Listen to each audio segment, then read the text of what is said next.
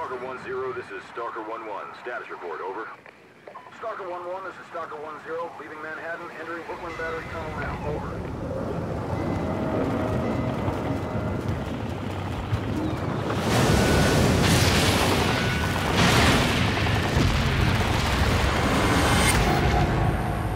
Hey guys, it's Bennett Ring here from Games on Net, and we're here with Glenn Schofield, who is basically the grand poobah at Sledgehammer Games.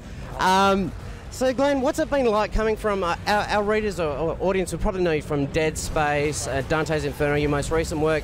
Now you're working on the biggest shooter in the world. What's the change been like for you? Well, it's been great. I mean, you know, I love working on this game. I've been a fan of it, you know, for years and years and years, and that's the reason why I'm over at Activision is to work on a Call of Duty game. I didn't know it was going to be this one. From a technology graphics engine standpoint, what have you guys done this time around? How have you improved the engine since Black Ops and Modern Warfare 2? Yeah, no, you know, Black Ops is a separate engine. Oh, okay. Yeah, it's so based on the same tech, or based on the same tech, but you know, they've gone their way, and what we've done is we take the Modern Warfare 2 engine, and yeah, we modified it a lot. I mean, we started with the graphics and tools, and because if you notice, the worlds are bigger now, and they're taller, they're more dense. There's so much more graphic fidelity in there.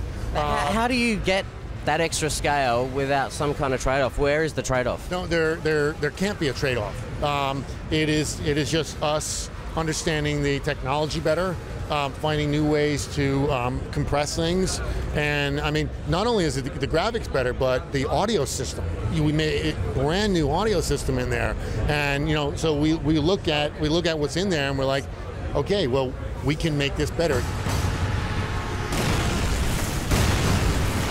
So is Sledgehammer working across all parts of the game, or is it Sledgehammer does, you know, co-op? Infinity Ward does everything? Like that at all. No, this is truly a co-development. Think of it as one big team. I mean, we may take on a level or something like that, but you know, they'll be adding characters and vehicles and stuff to it, and then vice versa.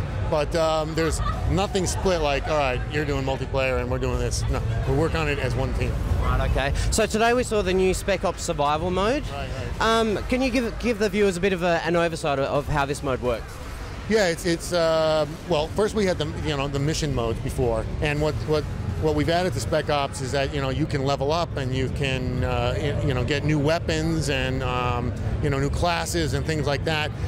Play online with, you know, your buddy, or you can just still do split screen. But what this mode does, survival mode, is we're constantly bringing new waves of enemies in from different parts of the game, different parts of the levels. You know, you're upgrading. Maybe you're bringing in, you know, riot shield guys to help you out, or whatever. Getting new weapons, and it's really addicting because you're clearing out one wave after another, and so, you know, you get up to level 13 and you want to go. I want to get to 17 or whatever, because, you know, we'll have the leaderboards and all that, so you'll know, you know, how well you're doing against other people. So we saw today each wave, different types of enemies come in. What are some of the more unique, exotic, crazy, whacked out enemies that we're going to be shooting? Well, I want to leave some of that. Come on, just one. Yeah. Well, well, you're just going to see some crazy new weapons in there. I'd rather not talk about it unless we're showing it in there. Yeah. Yeah. Well, I mean, what you saw in there was a brand, you know, some brand new levels. You saw some riot shield guys. I don't know if you saw any juggernauts or not in there.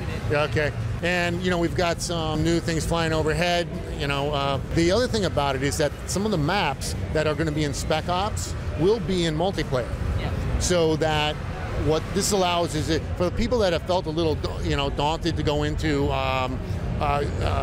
know, multiplayer, they can get used to a map, but know where to hide, know where to go, you know, and then go into multiplayer and play against, you know, some of these other people and not feel afraid.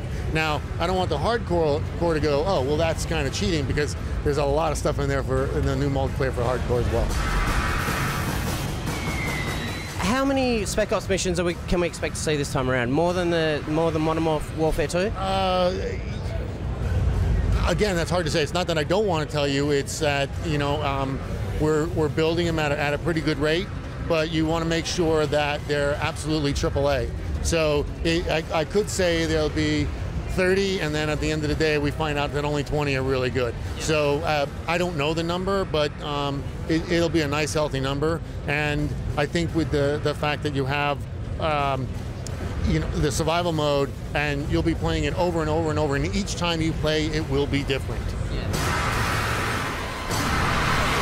Final question, our audience is very PC focused. Is there anything special in the PC version that it's going to separate it, make it over and above the console versions?